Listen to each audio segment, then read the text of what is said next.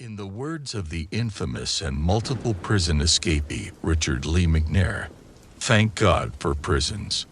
There are some very sick people in them, animals you would never want living near your family or the public in general. I don't know how corrections staff deal with it.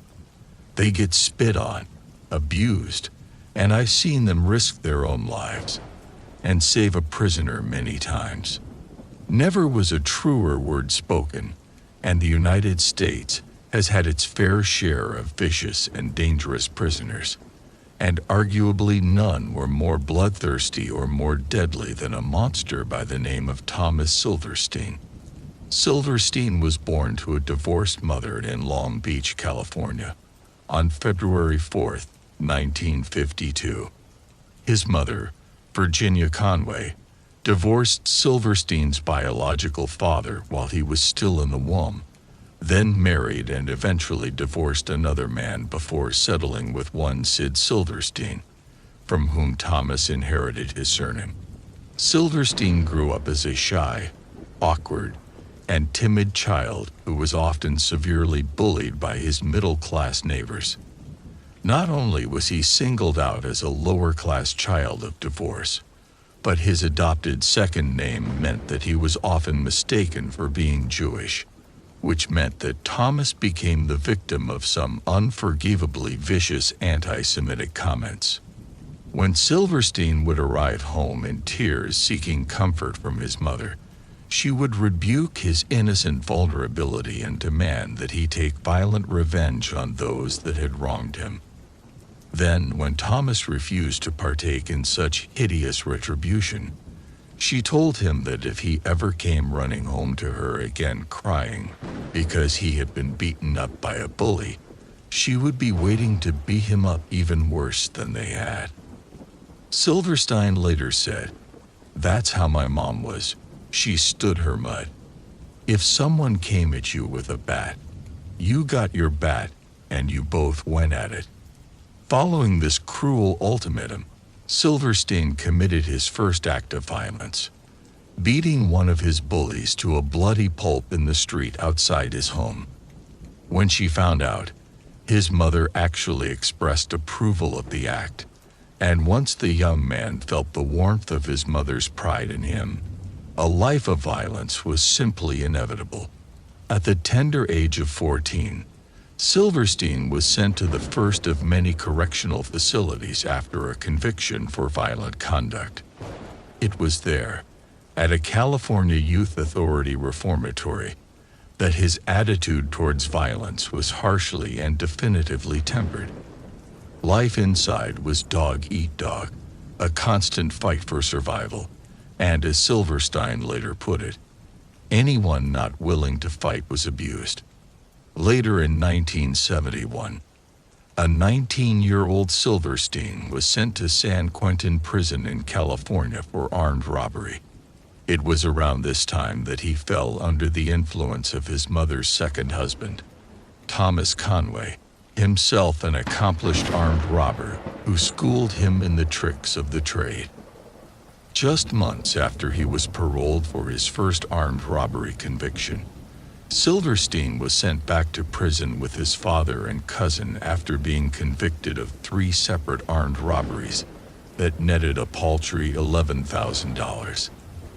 The cycle repeated itself in 1977, and just months after he was paroled from that second conviction, Thomas was convicted for his part in an even more violent and terrifying armed robbery.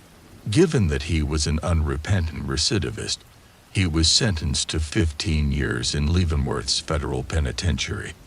It was at Leavenworth that Silverstein first met members of the infamous Aryan Brotherhood, and being the viciously violent and hardened criminal that he was, the Brotherhood's leadership was deeply impressed with him. When the year 1980 rolled around, Silverstein was offered full membership to the Aryan Brotherhood, but he was required to prove his loyalty by spilling the blood of another prisoner. The Brotherhood had asked a young man named Danny Atwell to serve as a heroin mule for them. which would require him secreting drugs inside himself in order to transport them to another part of the prison. The drug trade was extremely lucrative to the Brotherhood, and they mostly relied on narcotics sales to fund their operations both in and out of the penitentiary. Few prisoners ever refused the wishes of the Brotherhood. To their surprise, Danny Atwell flat out refused to run the risk of an extended sentence for them. Such a refusal was a grave insult to the Brotherhood's leadership, so in response, they decided that Atwell had to be killed, and the man to do the job would be none other than Thomas Silverstein. Silverstein knew that the chances of him being caught and convicted of murder were extremely high, but given that by that point, he saw no other life for himself outside of prison, he accepted. He then talked his way into Atwell's cell on the pretense of getting him out of trouble, then cut the poor soul's throat with a homemade knife that the Brotherhood had provided him with. As he expected, Silverstein was quickly apprehended, and after a swift trial, he was sentenced to life before being transferred to a United States penitentiary in Marion, Illinois. While incarcerated at Marion, Silverstein's behavior took a distinct turn for the worse. He was now a full-blooded member of the Aryan Brotherhood, one of the most violently racist prison gangs in American history, and his behavior reflected that enormously. He became so violent and disruptive that prison staff were forced to house him in the penitentiary's control unit, a sequestered area of the prison with a regimen that verged on constant solitary confinement. After tricking prison staff into thinking that he had somewhat reformed himself, Silverstein used his newfound freedom to assassinate an African-American prison gang member named Robert Chappell. Chappell was a veteran of an organization known as the DC Blacks. Once again, Silverstein's involvement in the murder was swiftly uncovered by the prison staff, and he was handed yet another life sentence. When word reached the leadership of the DC Blacks that Silverstein had murdered one of their own, it came to pass that the national leader of the gang, Raymond Cadillac Smith, ended up getting transferred to Marion Penitentiary, specifically to the control unit that housed Silverstein. It's not clear whether this was pure coincidence or some deliberately antagonistic power play instigated by federal penitentiary staff, but what's clear is that two men who shouldn't have been anywhere near each other ended up just a few feet apart. As prison logs would later confirm, Cadillac Smith spent most every hour of every day either plotting or attempting to murder Silverstein. Thomas, on the other hand, chose to sow seeds of doubt and conspiracy in Smith's mind, insisting he was completely innocent of the charge and that internal strife with the DC Blacks was to blame for Chappell's murder. But Smith wasn't fooled, and as Silverstein would later state, everyone knew what was going on, and no one did anything to keep us apart. The guards wanted one of us to kill the other. Silverstein believed that someone high up in the ranks of the penitentiary's leadership had engineered his and Smith's close proximity, and that it was only a matter of time before mortal combat ensued.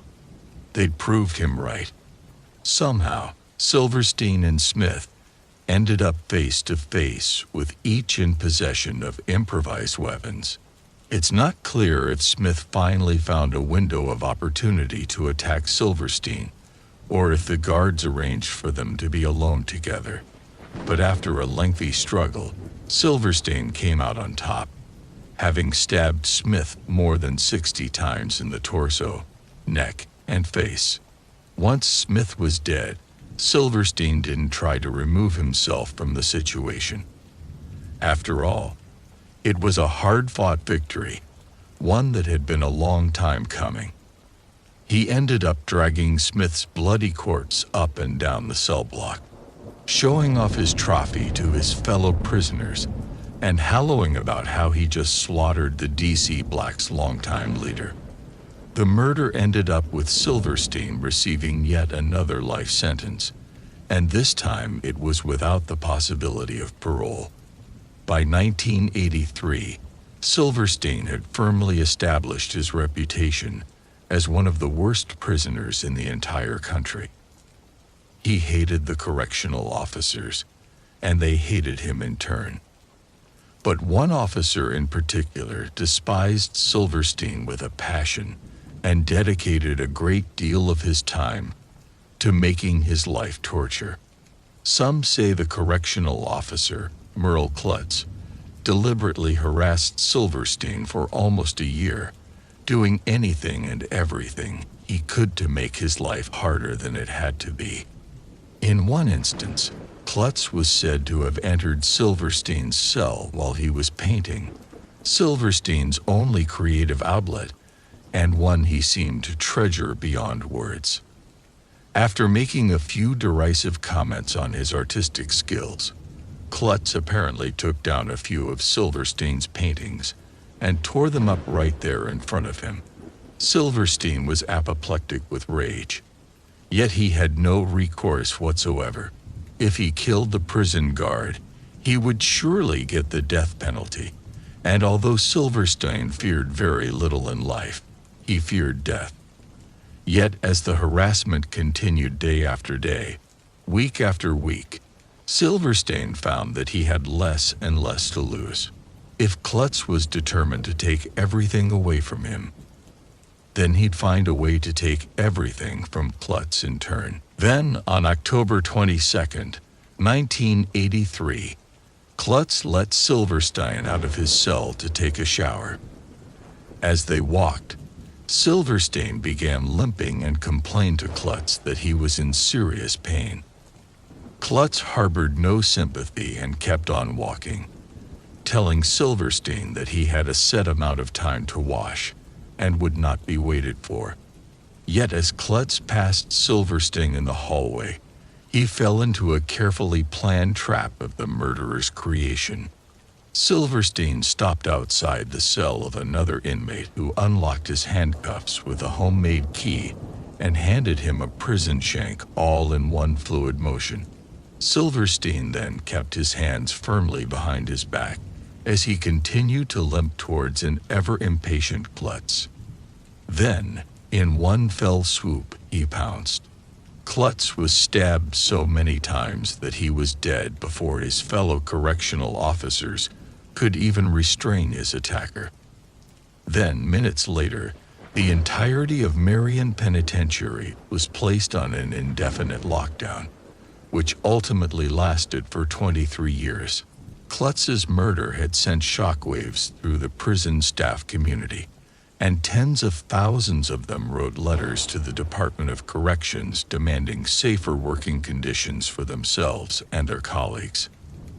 As a result, a brand new kind of federal prison was designed, one that would be christened Super Maximum Security.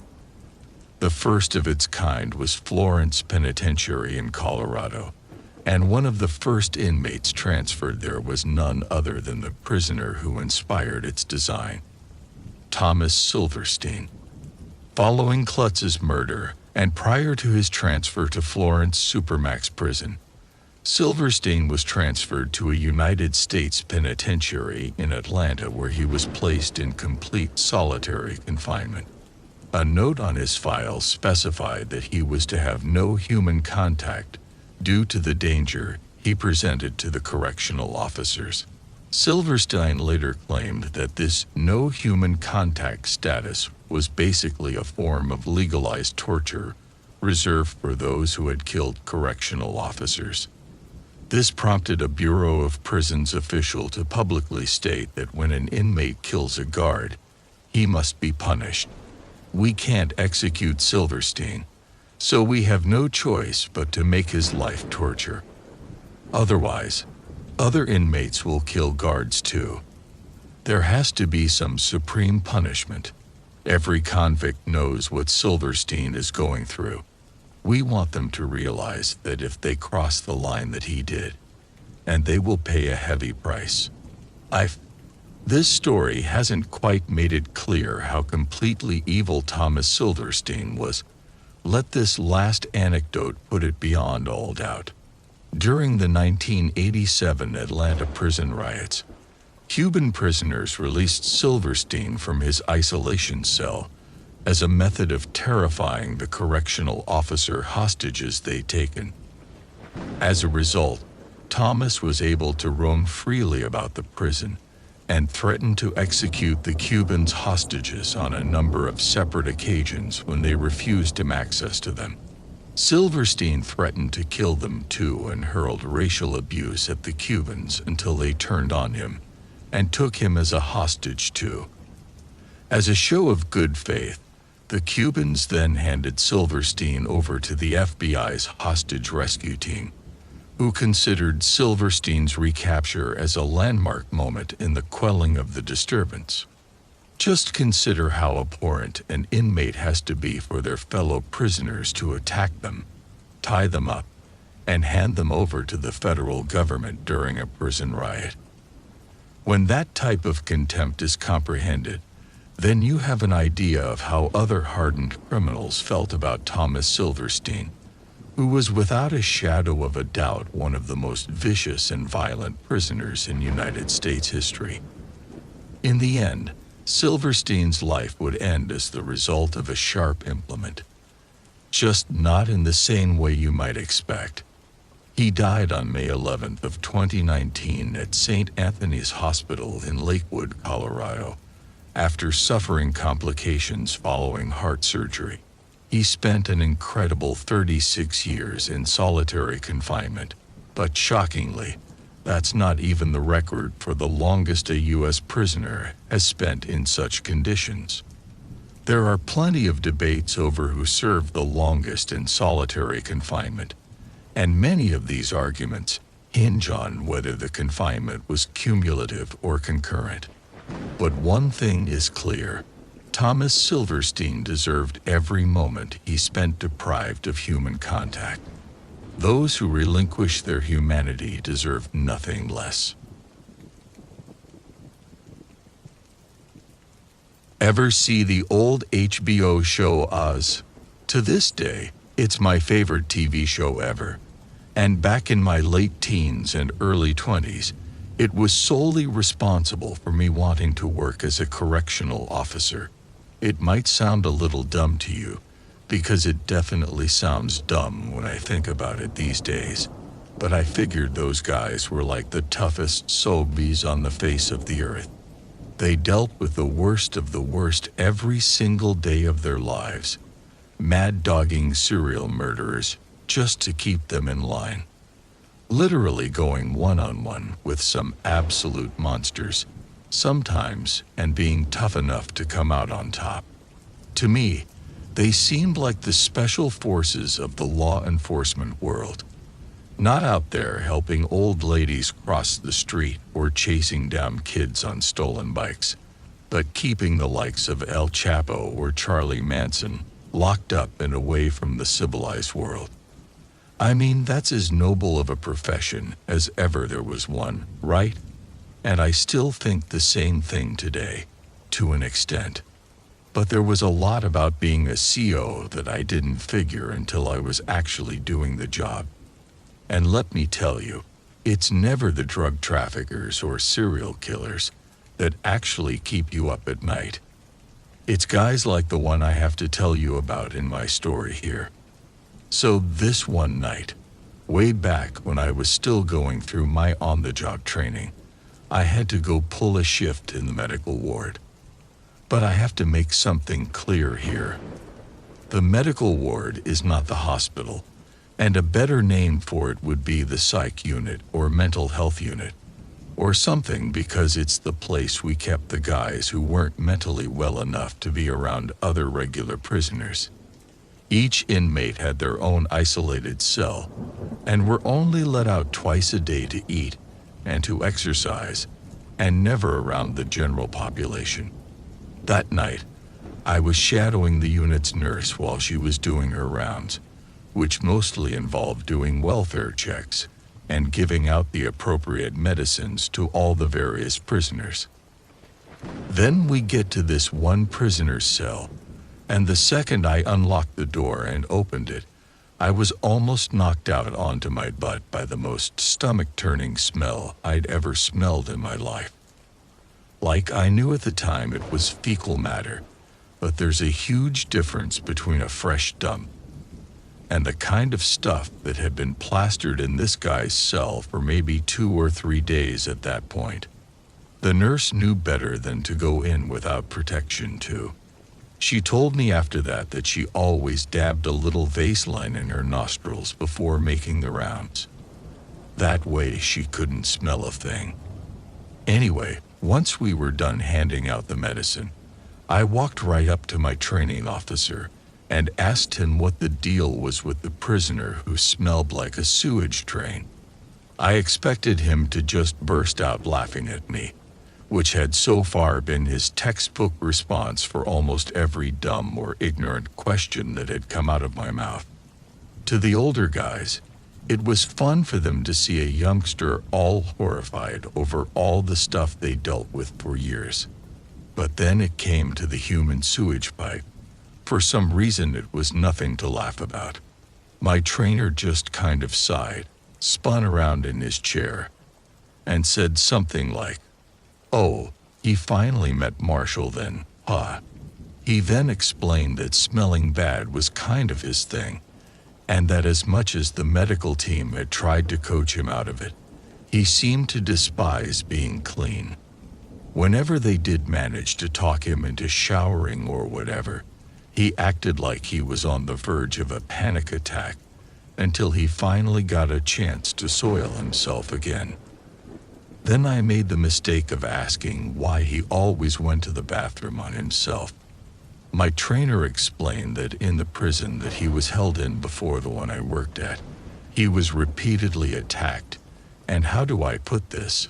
Violated by other prisoners, like repeatedly targeted in the showers until he finally found a novel way of keeping his attackers off him. If he made himself a walking biohazard, the people who were targeting him suddenly weren't so keen on attacking him anymore. And I guess he lived like that for so long in the safety of his own filth, but it took on like a comforting psychological effect for him. I remember saying something like, "Ah, poor guy, no wonder he's so screwed up." My trainer almost spat his coffee out before telling me I wouldn't have any sympathy for the guy if I knew what his conviction was. Turned out he was a serial child abuser, and that was the reason he'd had a target painted on his back in the first place. He was right. I didn't have any sympathy for him after that, and it made it all the creepier that he'd like to use little kids' language whenever he spoke to any of the staff or TOs. Like, instead of saying that he, soiled himself or whatever, he would say things like, "I went potty on myself." Like, if the guy had straight up learning difficulties or whatever, I'd maybe understand. But the co's said Marshall was way more devious and evil than he'd like to make out. He was a master manipulator and a complete psychopath who didn't care about anyone but himself. The worst job in the whole prison was undoubtedly the cleaners who had to hose down Marshall's room every few days. The first year I was there, we had 6 different cleaners just refuse to do the job, even when they were offered what amounted to chemical warfare suits to get the job done safely. All 6 then quit when they were told that they had to do it or face getting fired. That was 6 in the first year alone. And by this point, I've literally lost count of the numbers of cleaners who've quit because of Marshall and his unique self-defense techniques. Those are the kind of prisoners they never tell you about during the recruitment phase. And when you see them in the movies or TV shows, plenty of psycho prisoners on Oz, for example, you always just think it's some kind of dumb Hollywood exaggeration to make the drama more intense or something. But sometimes you meet a prisoner that could be the star of their own horror movie. And to me and most of the other cause too, Marshall was that prisoner. So this just happened to me recently. I work at a prison here in America, and I've seen a lot of, from having to do CPR on the man that hung himself, and no one noticed for an hour, to seeing the dude cut his dick off. But just the other day, we had something that will stick with me forever. It was just a normal day, as normal as a prison can be, that is. I had come in early for some overtime, and the first shift was going fine for the most part. Shift change was happening, and I had been moved to a first responder on the yard. I went to switch my gear and let Central Control know, but then all of a sudden, I hear I need Ertz in the woodshop, 2 inmates fighting. Now mind you, I've been in these situations more times than I can count, the oddity being that this is the woodshop, where nothing ever happens. So, I start running down to the woodshop. Halfway down, I hear over the radio, "We need a gurney." So, I run faster, passing my other first responder who was grabbing a gurney. I kept pushing my way to the woodshop. I ran into the door. My sergeant motions to me that there was someone over by the desk. I couldn't really see, so I walk over to the desk.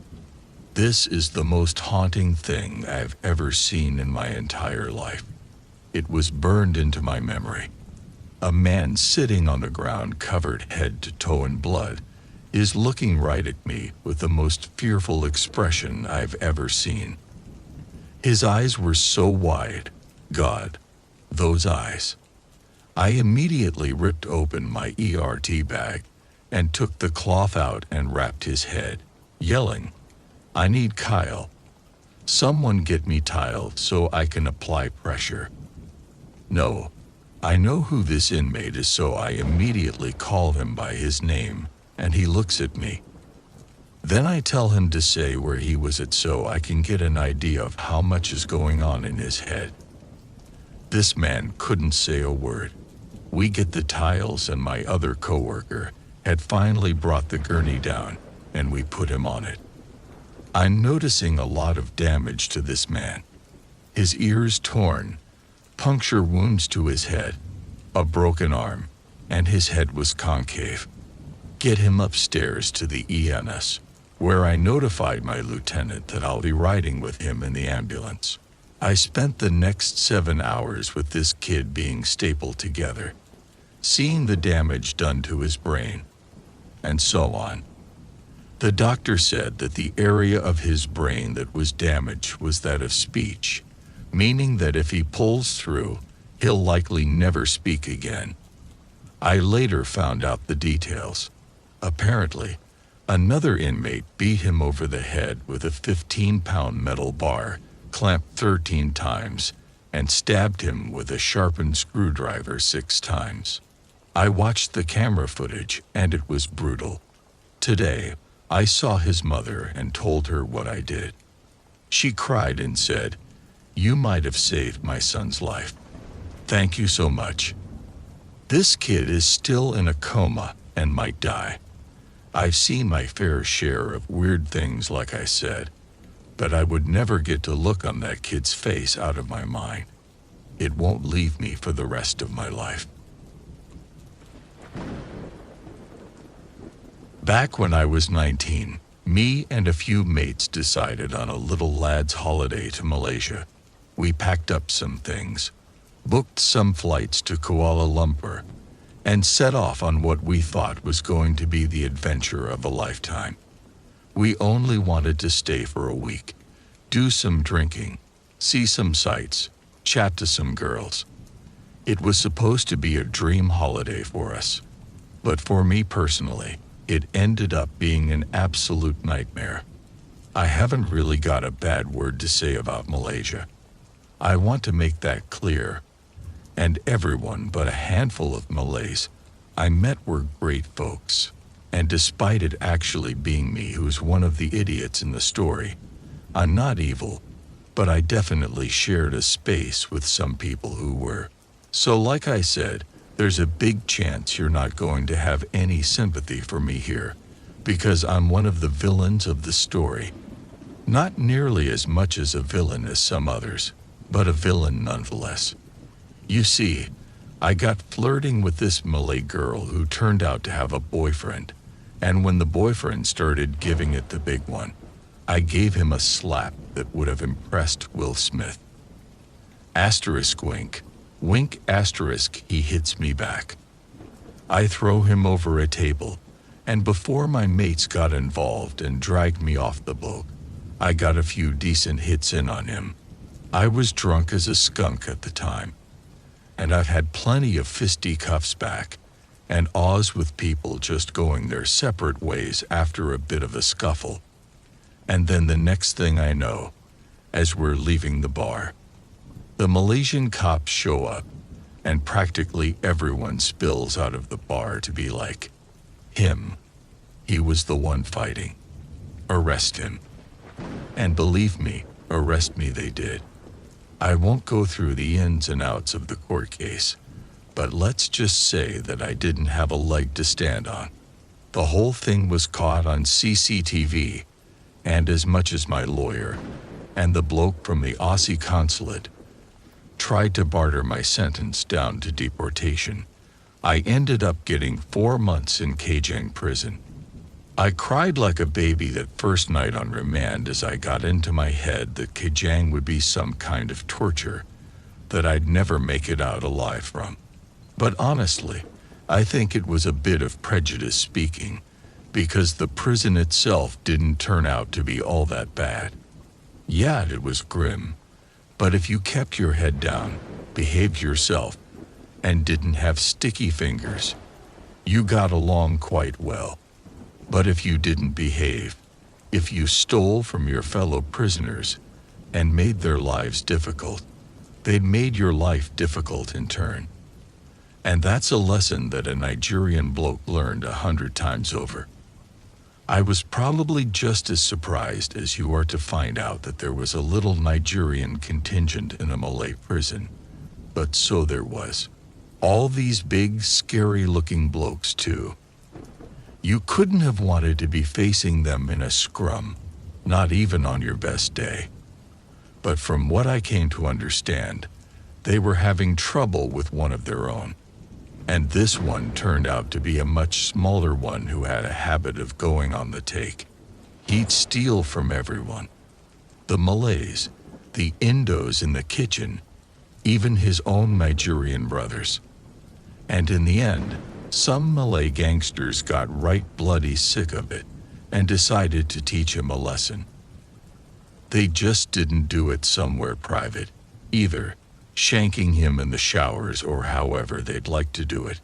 In America, the Malay Mafia did it at a time and place where everyone would be able to see what happens to thieves, and they did it in a way that meant no one could touch them for it.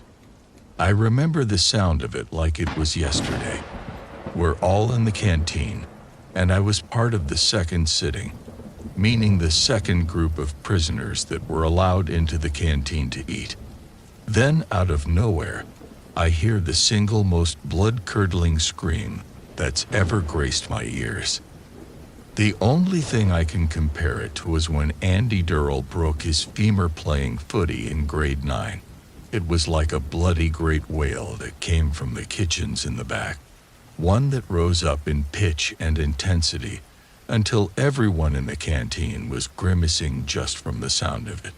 It had that real nails on a chalkboard effect too, like it made me want to plug my ears just to keep from hearing it. It just didn't stop either. The screams kept going on and on like whatever was going on back in the kitchen. Someone was in a lot of pain. The screws basically ran back into the kitchen to see what was going on, and everyone was looking over to the kitchen entrance at the side of the serving counter, wanting to know just what had made someone scream like that. A few seconds later, They lead the thieving Majurian bloke out who was holding his arms out in front of them. Jesus Christ, I've never seen burns so bad on anyone or anything.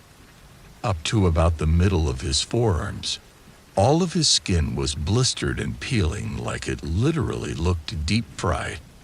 And the whole time he was being let out of the canteen, he was letting out this horrible mixture of screams and wails like he was literally crying like a baby, shouting, "Look what they did to me! Look what they did to me!" It was quickly followed by the head of the kitchen team, who ironically was the least supervised crew in the whole prison. You'd think that they'd have more supervision considering they had access to knives and pans and all that. But no, it was one of the cushiest jobs for that exact reason.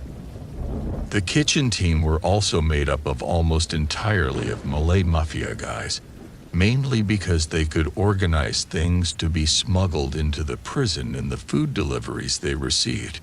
So the bloke that headed up the kitchen team, he was pretty high up in the Malay mafia hierarchy from what I understand.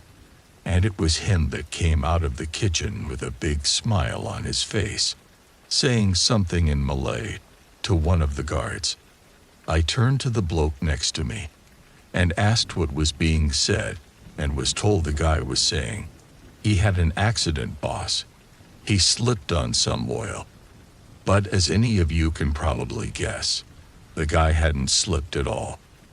I later heard, and I don't know how true this is, but they invited him into the kitchen so he could get some extra food, and he promised to stop stealing stuff if he could get some extras.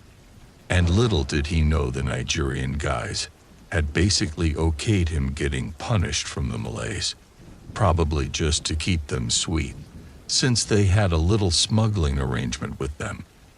Then after getting the guy into the kitchen with the promise of extra food, they'd braced him, dragged him over to the deep fat fryer, then forced his arms into it while it was turned up high.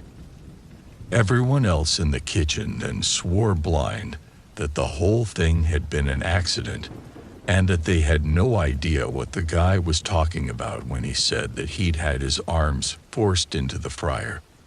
They had said that he slipped on some oil that had leaked out of the unit or something, and the guards just ate it up.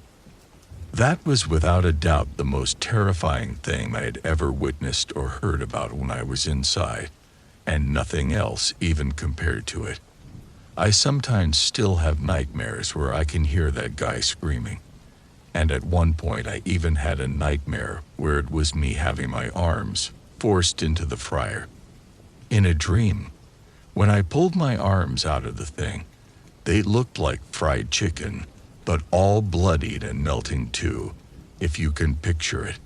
Even had the nightmares after I got out when my 4-month stretch was finally over. I think it's because since I was just waiting for something bad to happen the whole time, when it finally did and I saw it, I couldn't help but be like obsessive over it, if that makes sense. Getting back to Australia was just a dream, and the reunion with my parents was an emotional one but intense affair. Mom said that she didn't know whether to smack me or hug me, but Dad later said that he knew boys would be boys, and that as much as I deserved to be kicked out with a lifetime ban or a fine or something, making an example out of me wasn't fair in the least bit. But anyway, lesson learned, and don't mess around in other countries, kids, because they don't mess around either. In 1991, at the age of 26, I, Angel, was dating a man named Jack. He was 24 years old. We'd known each other for 5 years and had been sexual for the last 3.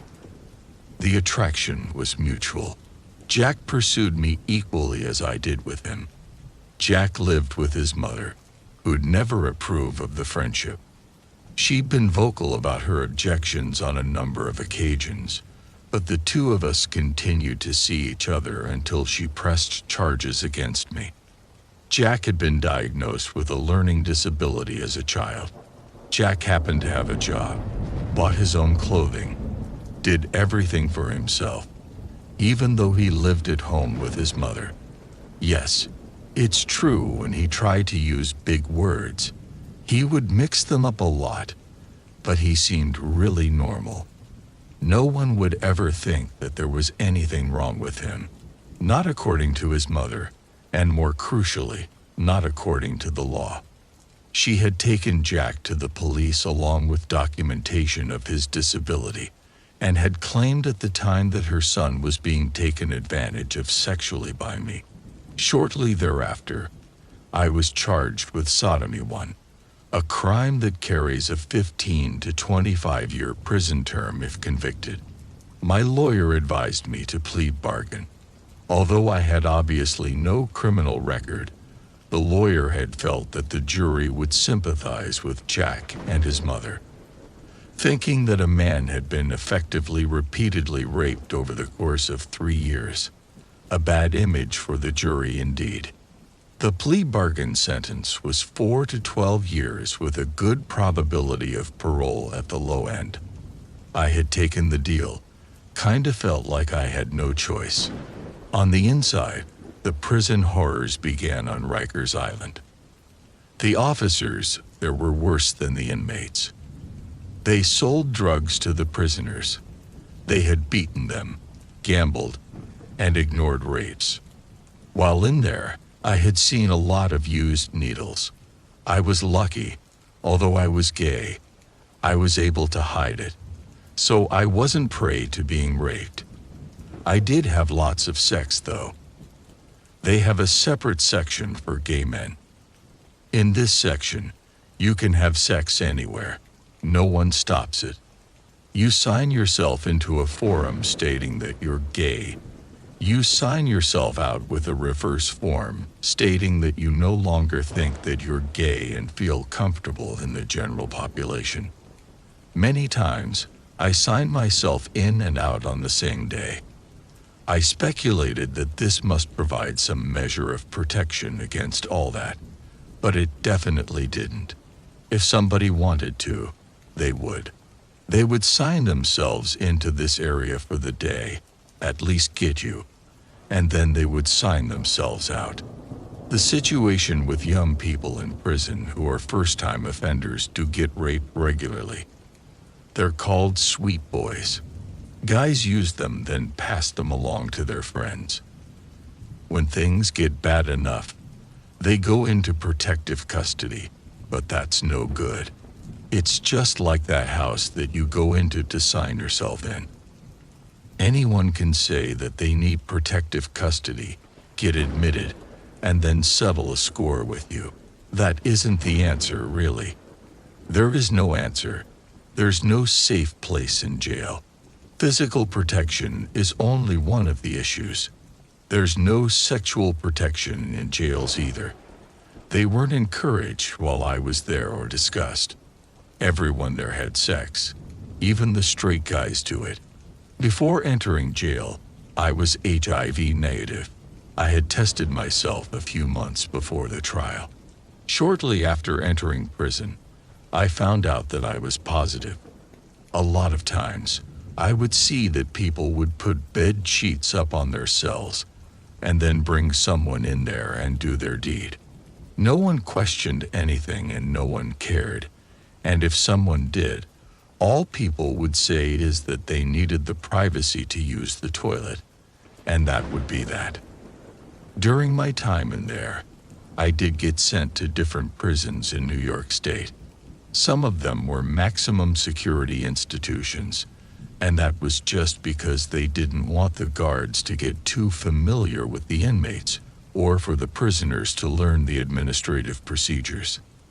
There was strict security because a lot of the inmates were far too dangerous, and their families are pretty far away. It's isolated. Prisoners get very edgy when they don't get visits. Attica and Clinton were the worst for violence. But in all of them, the guards act like they don't see what's going on, especially if it's at the end of their shift. It takes too long to file any reports. I did go to some prisons that were cooking facilities where you can get larger drums in the yard, where you can cook, or you can cook in your own cell. You're supposed to only use plastic pots. Metal could be used for violence. You can have a water heater and cook a lot of things on that. You can buy a lot of the food from the prison, or you can have it brought in from the outside. Some of the guards would extort the prisoners, and they would bring in food from the outside at a very high price. There's also a few good ones that would just do it out of the kindness of their heart. At one point in time, I thought one of the guards was being nice by bringing me groceries for no charge. Shortly after, he asked if he could eat with me. I began to realize that he was attracted to me. One night he asked if we could be friends. I knew what he meant by that, but I asked him anyways. "What do you mean? We're already friends, right?" He said, "Well, you know, really good friends." I said, "Oh, like special friends?" He immediately said yes. Shortly thereafter, we ended up having sex. Our affair continued until the guard got transferred. It was quite a while later after that. For some time, we had corresponded by mail, but we eventually lost contact. Last I heard, the guard is now divorced, living in a remote upstate town. Upon my 4-year parole review, I was excited about the possibility of being freed. I was asked whether I felt remorse for my crime. I said in all sincerity, there never was a crime in the first place, so there's no remorse to be felt. They didn't like that at all, so they denied my parole. I learned quickly that you have to tell them that you're sorry, even if you didn't do anything wrong. I never made that mistake again. Shortly thereafter, I had come up for parole once again. This time, I admitted the all-important remorse. I was freed, unconditional release, but I committed a parole violation going out of state without permission. I knew that I shouldn't have left New York without advising my parole officer, but I thought that I was only going away for the weekend. Once I got to Virginia Beach, I was having a good time and decided to stay. It was my own fault, I know. I knew I should have reported that I was missing, but I didn't. I paid for that mistake later on. One time when I was in Sing Sing, there was a 3-week lockdown. That means there was no visitors, no nothing, all because they found a 9mm gun and 2 clips of ammo in an inmate's cell. These were planted by a guard who was looking to get even with this inmate. You couldn't possibly get a 9mm into Sing Sing. They strip search you every single time you re-enter the facility. During lockdown, people usually get really panicked. No one comes out of the cell. You can only shower once a week. There's no visitors, and inmates can't get their supplies brought in. I was prepared for this. I've been keeping a lockdown stash in my cell with cigarettes, coffee, various food items that I would need. Other inmates weren't quite prepared, and they often aren't. Thus, behavior becomes even more quirky and dangerous during a prolonged lockdown. Once they actually sent me to a permanent lockdown jail, Southport. They shut down 23 hours every single day. It's a bad place to be. You wind up in Southport if you've been in jail a very long time, and keep getting transferred. Also, if you go into protective custody too often, they ship you to Southport. It's full of some of the worst long-term prisoners I've ever seen. It was one time that I needed to go see a dentist in one of the jails.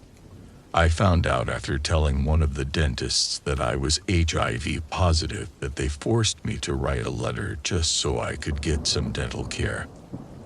They'll find excuses not to treat you if you do. And unless you keep up the pressure, You'll never get your teeth taken care of at all. If you happen to have anything, the other prisoners will treat you like you have the plague. They never found out about me though, because I never needed meds. I just took vitamins. And thank God I had stayed healthy this entire time. After getting out of jail after almost 11 years, seeing all of this on top of so much more, while being transferred back and forth between prison cells, I'm definitely optimistic about my future. I don't really have any bitterness about the past 11 years. I'm working now. I'm quite healthy. Sometimes I even think about contacting that corrections officer that I had an affair with. He was a really nice guy. There are other days that I just think about it and shrug it off, thinking that it's just the past and I need to move on. I spent a few years inside on drug-related charges when I was younger, and let me tell you, prison is no joke. By the time I got out, I was all kinds of messed up, and I'm pretty sure I still got some kind of PTSD from some of the scary stuff that I saw. Saw a lot of violence, a lot of guys just being straight up evil to lesser, weaker dudes. But I think the thing that got me the most was how pointless and senseless a lot of it was. This one time I was playing cards with some guys, and one of them was smoking a cigarette. This other dude who wasn't playing with us comes up to the table and asks the guy for shorts on it. Shorts means before you finish your cig, you can hand it off to someone else, and they can get the last few drags on it before there's none left. The smoker agrees but barely even looks up from the game. Then the other guy thanks him and walks off. I think the smoker was just way too lost in the game and maybe figured the guy would be watching and then would come back once the cig was almost out. So he just carried on with his game. Then when the cig was finished, he just flicked it and carried on playing. Stuff like that starts fights for sure.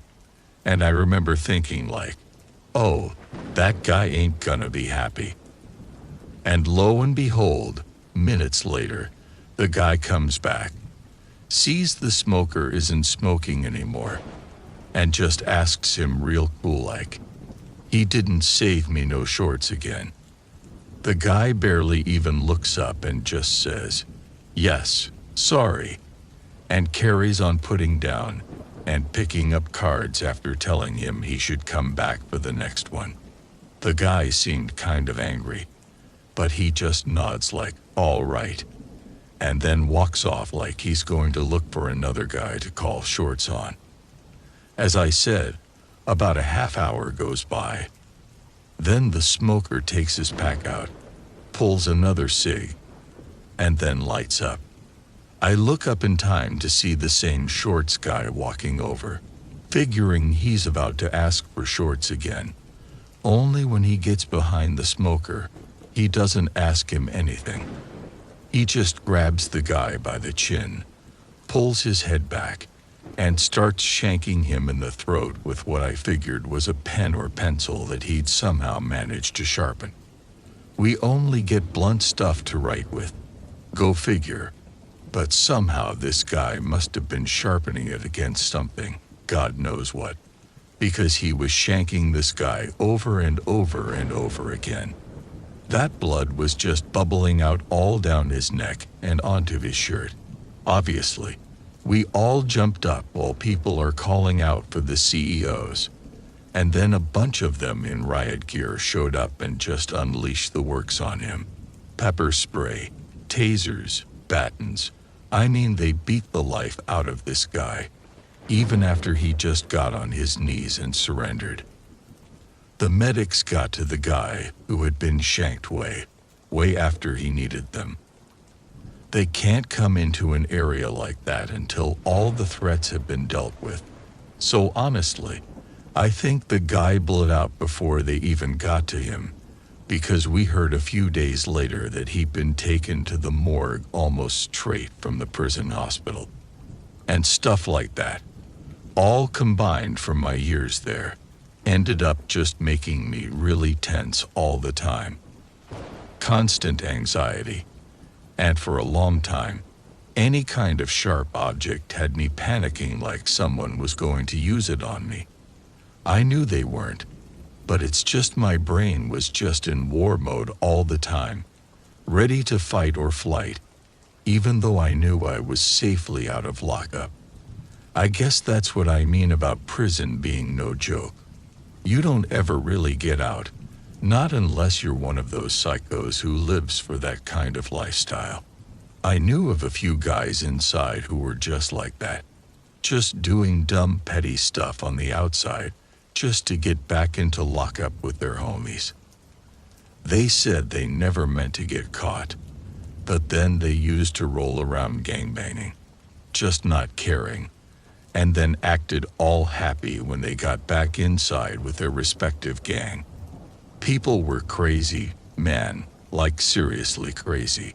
And since I got out, I decided that lifestyle just wasn't for me. My job sucks now. I legit work at an Amazon center right now, and it's incredibly boring and tedious. But man, it pays the bills. And working with boring civilians is something that never makes me feel like I'm in danger really ever.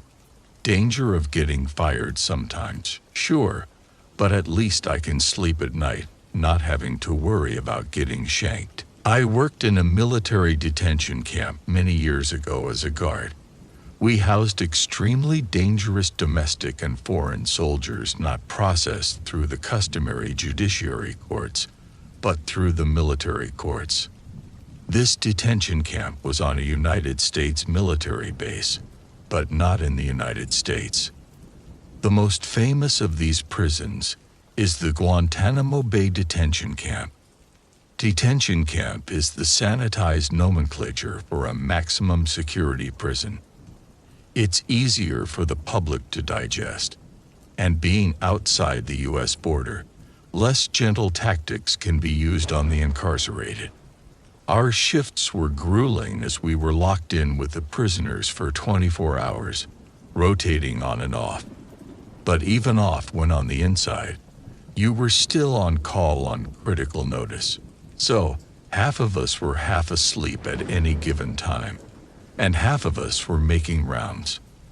Out detail was a circular loop with detainment cells on either side. Every 15 minutes, we were required to perform a health and wellness check on the prisoners. We would walk by each cell and make sure the inmate was alive and healthy 24 hours a day. Each cell had a security light that never went out. At night, it would be dimmed, but it was always on so we could visually inspect the cell. I remember one inmate in particular. He, indeed, wasn't mentally sound. About why he was with us, I don't know. As with all the prisoners, we had no information as to why they were housed with us, other than they all were extremely dangerous.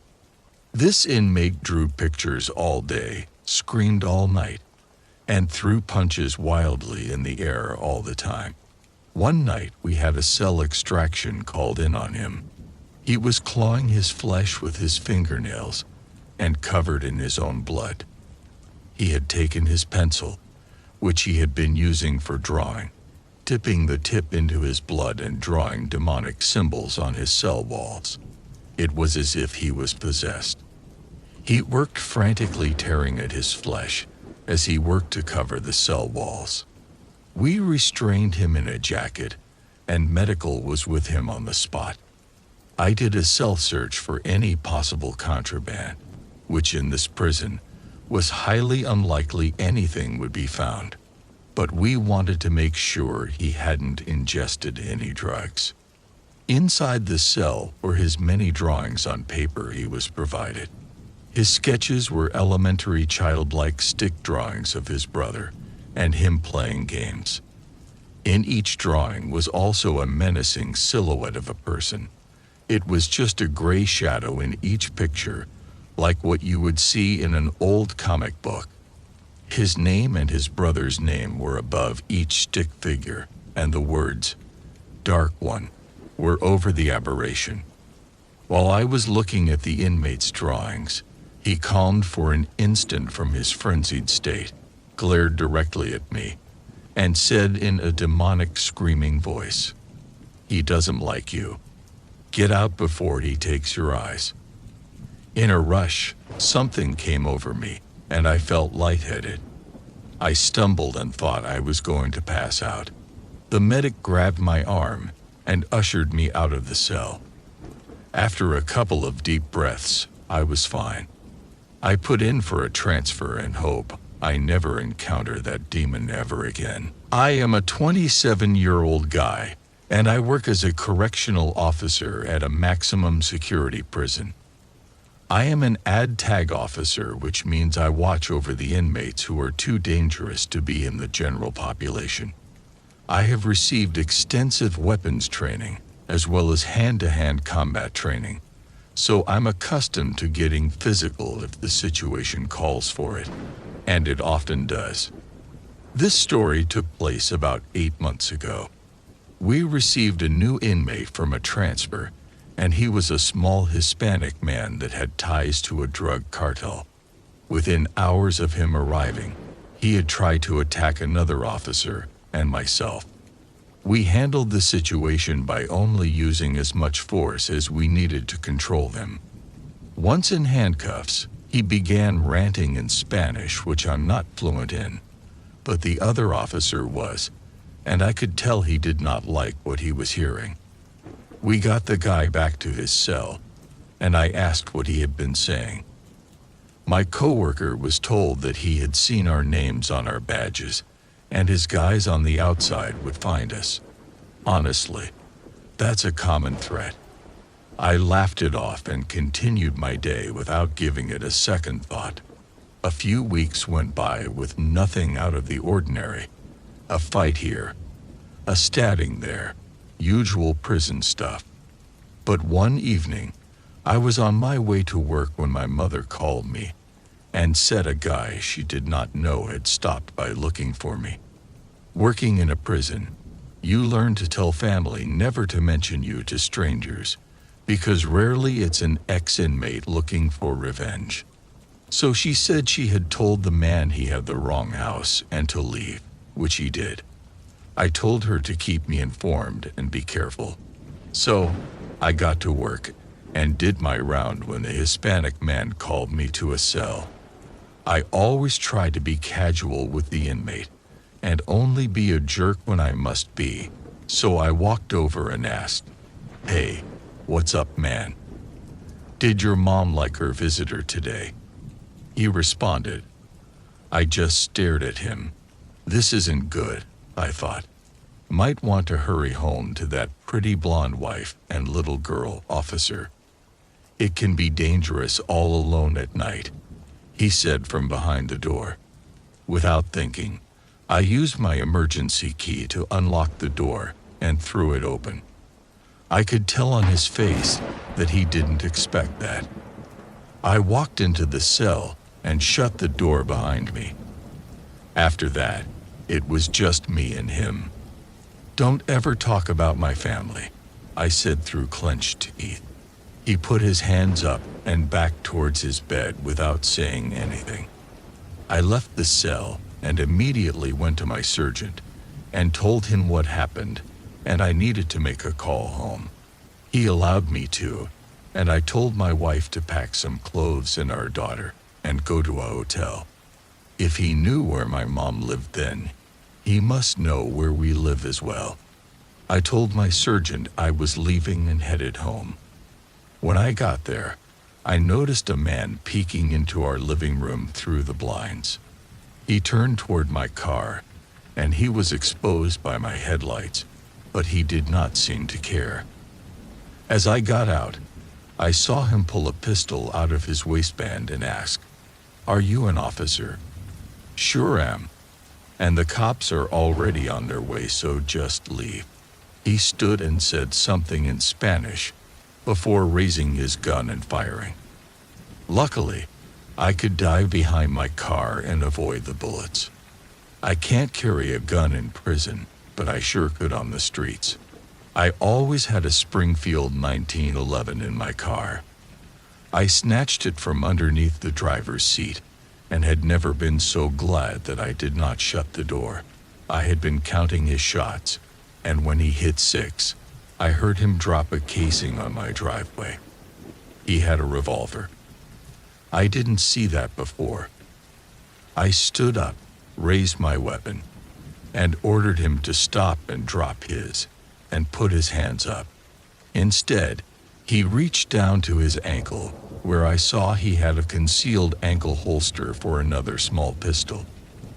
I fired twice at center mass, and hit both times directly. He fell quickly and began screaming.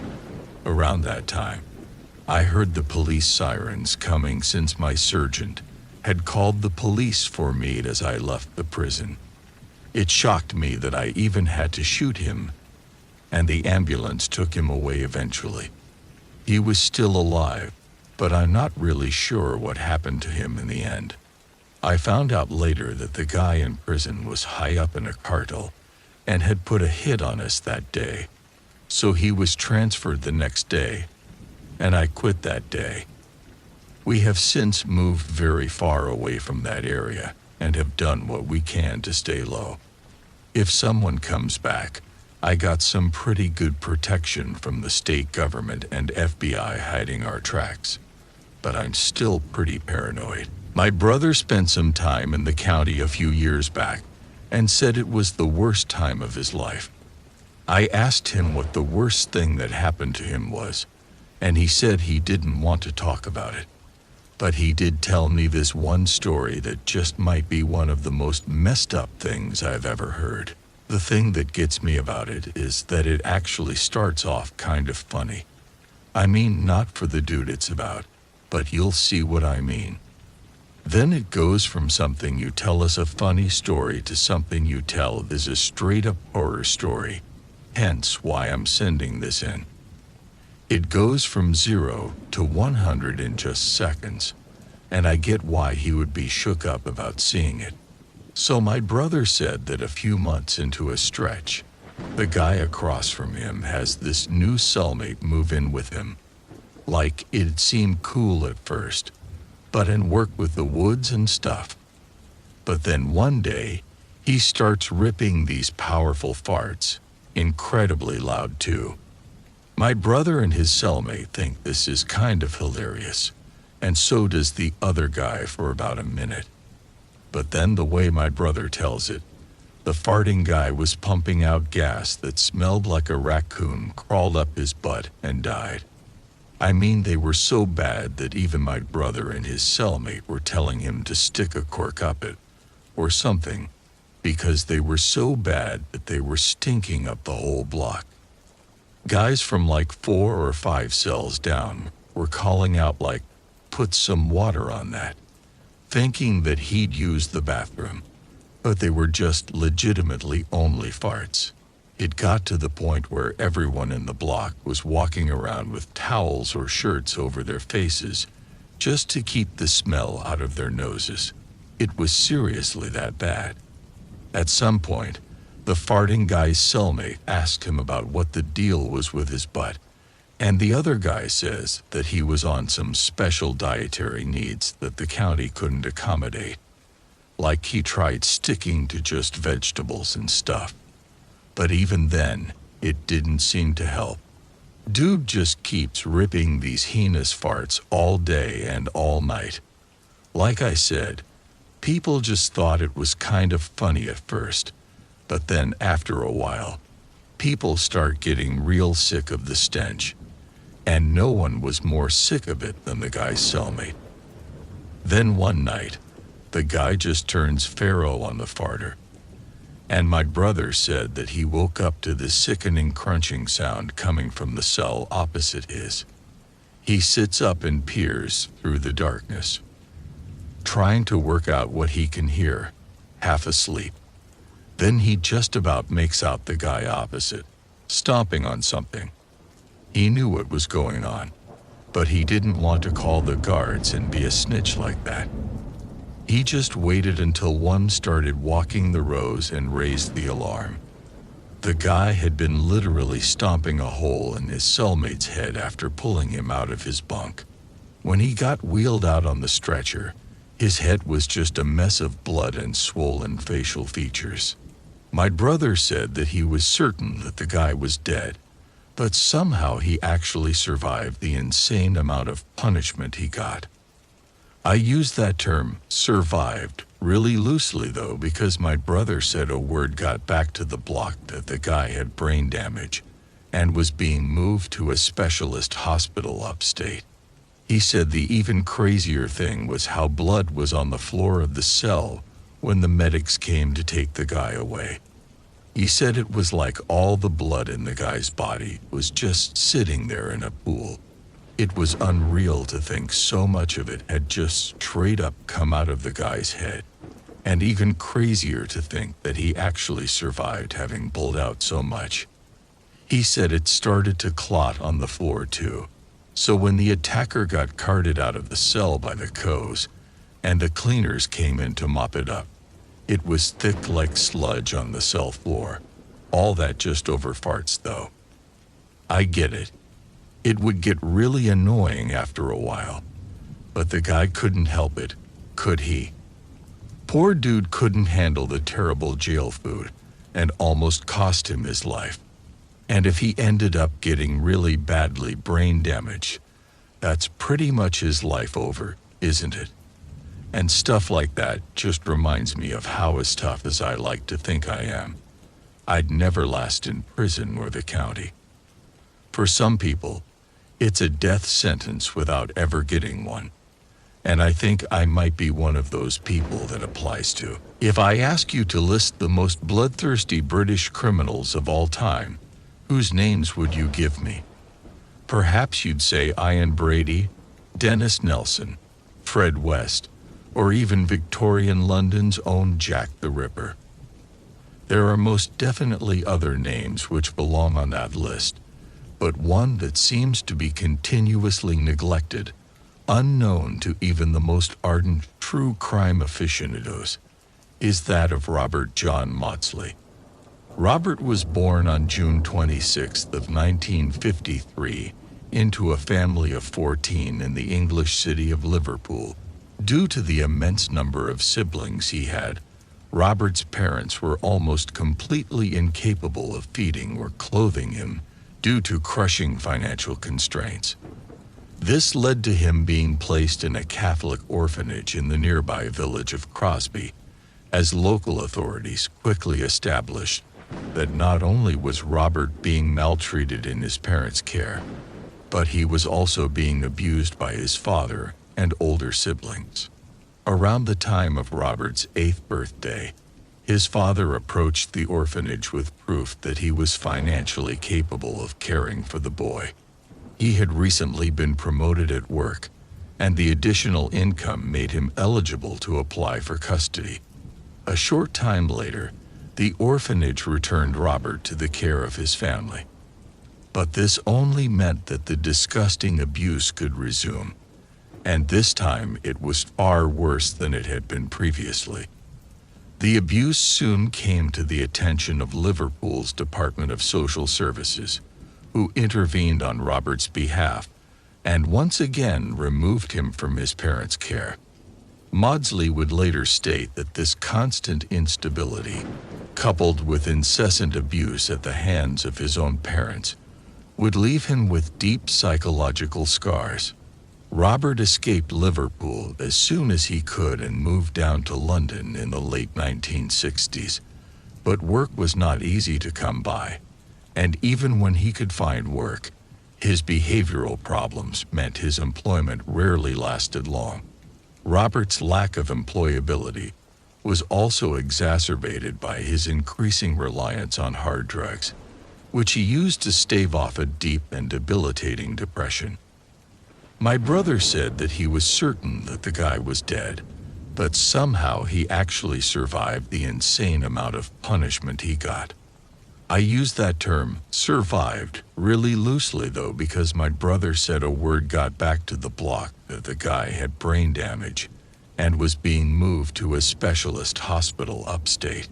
He said the even crazier thing was how blood was on the floor of the cell when the medics came to take the guy away. He said it was like all the blood in the guy's body was just sitting there in a pool. It was unreal to think so much of it had just straight up come out of the guy's head. And even crazier to think that he actually survived having bled out so much. He said it started to clot on the floor too. So when the attacker got carted out of the cell by the co's, and the cleaners came in to mop it up, it was thick like sludge on the cell floor. All that just over farts though. I get it. It would get really annoying after a while, but the guy couldn't help it, could he? Poor dude couldn't handle the terrible jail food, and almost cost him his life. And if he ended up getting really badly brain damaged, that's pretty much his life over, isn't it? And stuff like that just reminds me of how as tough as I like to think I am, I'd never last in prison or the county. For some people, it's a death sentence without ever getting one. And I think I might be one of those people it applies to. It wasn't long before Robert turned to illicit means in order to support his habit. He became a male escort, frequenting London's Soho district, where he propositioned those who visited the area's many gay bars. Given his heterosexuality, this took a heavy toll on Robert's already failing mental health, and after several botched attempts at his own life, he was forced to seek psychiatric help. In one lengthy chat with a London-based psychiatrist, Robert confessed to hearing voices in his head, some of which implored him to murder his own parents. Naturally, the doctor talked him out of such a hideous act of violence, but it seems that Robert's thirst for a bloody revenge against a society that had continually mistreated him continued to fester within. In 1974, Robert was still selling himself in and around London when he was propositioned by a man named John Farrell. They arranged to meet in the suburb of Wood Green, and after picking Robert up in his car and driving him to a secluded area, John began to show him a series of photographs depicting distressed young children. When Robert asked him what the purpose of this was, John Farrell replied that they were all children that he had abused at some point in the past, and that he carried photographs of them as grim trophies of his exploits. Himself a victim of abuse, Robert Mozley flew into a murderous rage at this revelation and strangled Farrell right there in his own car. Following the murder, Robert handed himself in to the local police, confessing to the murder and pleading for psychiatric care. It was later determined that due to his past traumas and shattered psyche, Robert was completely unfit to stand trial, and was therefore sent to Broadmoor High Security Psychiatric Hospital in the English county of Berkshire. You may be forgiven for thinking that Robert was genuinely remorseful over the murder he committed. After all, he did hand himself in to the police. Yet the reality was that the murder had provided Robert with deep satisfaction.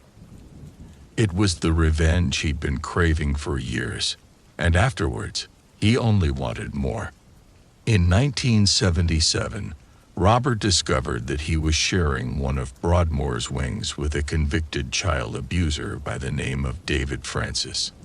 He then spent around 2 or 3 weeks befriending Francis, sharing cigarettes and sweets with him until his trust was earned. Then, after luring Francis into a cell under the false pretense of sharing luxury goods with him, Robert attacked him. And after restraining him with a length of torn bedsheet, Robert proceeded to torture Francis to death over the course of 9 long hours. Incredibly, Robert managed to completely avoid an outright murder charge, citing his past abuse at the hands of his siblings and parents. Instead, he was convicted of manslaughter, but with a special addendum stating that he would never be released from prison. This was probably on account of the fact that Robert was completely remorseless when faced with the charge, and stated that he would kill any and all abusers of children that he encountered either in prison or on the outside. It seems this claim, while perversely righteous, was not strictly true, as by that point Robert's thirst for blood extended well beyond those he perceived as abusers. In 1978, Robert took the lives of 2 of his fellow prisoners in the space of just a few hours. His first victim was Solney Darwood, a man convicted of murdering his wife. And just like with David Francis, Robert lured the man into his cell under the false pretense of sharing luxury goods with him. Once the pair were alone, Robert garroted Darwood with a piece of wire, stabbing him to death while unconscious.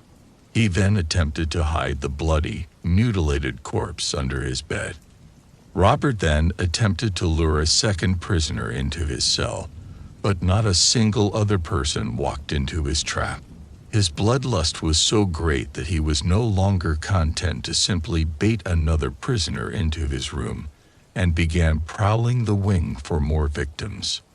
Most knew to stay well enough away from Robert, whose reputation often preceded him, but one William Roberts wasn't nearly savvy enough to keep out of his way. And when Robert cornered William in the wing's recreation room, the only solace came in a quick and relatively painless death. But Robert didn't just cut William's throat and leave him to bleed out on the floor. As soon as he was dead, a shockingly perverse act of mutilation began. Robert began smashing William's lifeless head into a nearby wall so many times that it cracked the man's skull wide open. It's then thought that Robert began using a makeshift knife to scoop out some of his victims' brains from his fleshy, open skull before eating them raw. Robert then calmly walked into the wing's office, placed the bloody dagger on the table of the attending correctional officer, and then told them that he had shortened the prisoner's roll call by 2. Despite the press circulating that Robert had eaten a part of William Roberts's brain, the British Press Complaints Commission cited the dead man's autopsy and claimed that this simply wasn't true. However, it's important to note that this was essentially just cover to prevent further public outcry. Not only did the autopsy reveal that the victim's skull was in such a terrible state that it was impossible to determine if the brain-eating element was true, but at least 3 other inmates claimed that they had personally witnessed Robert eating his victims' brains and stated as such to the prison's warden in an attempt to keep Robert segregated from the rest of the prisoner population. Not long after the brain-eating incident, Robert was deemed too dangerous for a regular prison cell, so in order to keep the rest of the prison population safe from him, a specialized cell was constructed in the basement of Wakefield Prison, and whenever he was outside of it, he was never to be escorted by any less than 4 prison officers. To keep him placated, his cell is almost double the size of a regular one, but instead of steel or concrete walls, his cell was constructed almost entirely of bulletproof glass, so that his behavior can be observed at all times. The only furnishings are a table and chair, and both are made of compressed cardboard. This is because Robert has repeatedly attempted to take his own life, and anything that he could possibly use to hang himself or open a vein is strictly prohibited from being in a cell. In light of that, a solid steel door opens into a small cage within the cell, encased in thick transparent acrylic panels, with a small slot at the bottom through which officers pass him food and other items. The toilet and wash basin are bolted to the floor, while his bed is nothing but a concrete slab. Robert remains confined to this cell for 23 hours a day and is not allowed contact with any other inmates. Then, during his daily hour of exercise, he is escorted to the yard by 6 prison officers, each ready to restrain him if he suddenly attempts to take his own life. In March of the year 2000, Robert begged prison staff for the terms of his solitary confinement to be relaxed. But thankfully for his fellow prisoners, his request was denied. He then asked for permission to take his own life via a cyanide capsule, and again this was denied. And in a last gasp to maintain what was little left of his sanity, he asked for a pet parakeet, but prison officials were so suspicious that he might eat the poor thing alive that this request was also denied. Prisoners like Robert remind us of the quote from Richard Lee McNair, the one where he mentions prisons being a blessing on society. The idea that Robert could be free to walk among us, a man said to have eaten another's raw brains, is far more terrifying than any movie monster, a campfire ghost story, because Robert is real. And he is very, very dangerous.